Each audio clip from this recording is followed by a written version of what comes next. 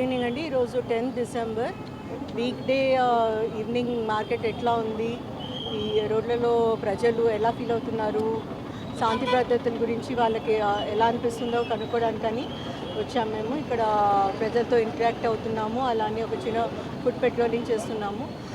గడిచిన కొన్ని నెలలుగా కొన్ని ఇన్సిడెంట్స్ జరిగినాయి, దాని మూలంగా అండ్ కొంచెం రూమర్ మాంగరింగ్ మూలంగా కూడా ప్రజలకి మిస్ఇన్ఫర్మేషన్ వెళ్తున్నట్టుగా తెలుస్తోంది. సో ప్రజల్లో కాన్ఫిడెన్స్ బిల్డ్ చేయడానికని మేము ఇక్కడ వాళ్ళతో మాట్లాడుతున్నాము. మా ఆఫీసర్స్ టీమ్ మేమందరం కూడా కష్టపడి పనిచేస్తున్నారు అందరూ. అండ్ ఎటువంటి క్రైమ్ అయినా కానీ వెంటనే డిటెక్ట్ చేస్తున్నాము. So first prevention is important. So దానికోసం తీసుకోవాల్సిన స్టెప్స్ అన్నీ తీసుకుంటాము.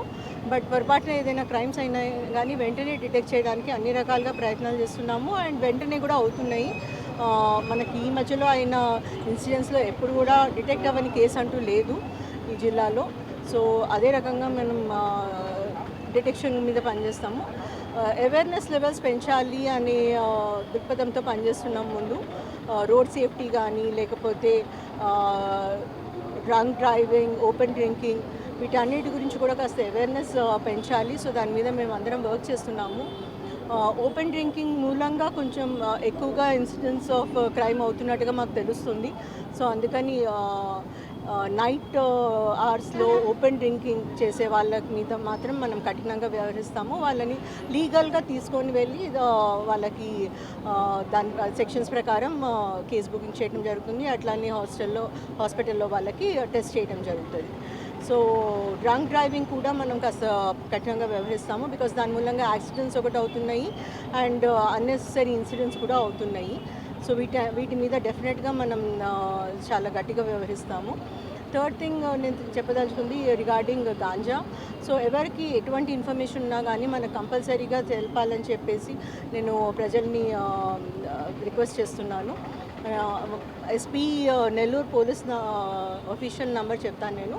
అది 9407 సో ఈ నంబర్కి ఎటువంటి ఫోన్ మెసేజెస్ అయినా కానీ చేయొచ్చు. మీ ఇన్ఫర్మేషన్ బయటకు వెళ్ళకుండా మీరు ఇచ్చే దీని మీద యాక్ట్ చేస్తాము, ఇన్పుట్స్ మీద యాక్ట్ చేస్తాము. మనం సిటీ, ఈ నెల్లూరు టౌన్ కానీ, నెల్లూరు జిల్లా కానీ మొత్తం కూడా శాంతియుతంగా ఉండాలనేదే అందుకోసమే మనందరం ప్రయత్నిస్తున్నాము. అదే రకంగా మనం వర్క్ చేస్తున్నాము. క్రైమ్ అగెన్స్ట్ విమెన్ అనేది మనకి చాలా టాప్ ప్రయారిటీ. విమెన్ సేఫ్గా ఫీల్ అయితే సిటీ సేఫ్ అనేది.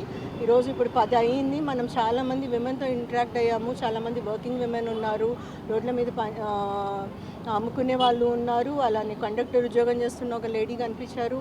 అంతే మనకి చాలా own independent self employment women ఉన్నారు, హౌస్ వైఫ్స్ ఉన్నారు. అందరితో కూడా మాట్లాడటం జరిగింది.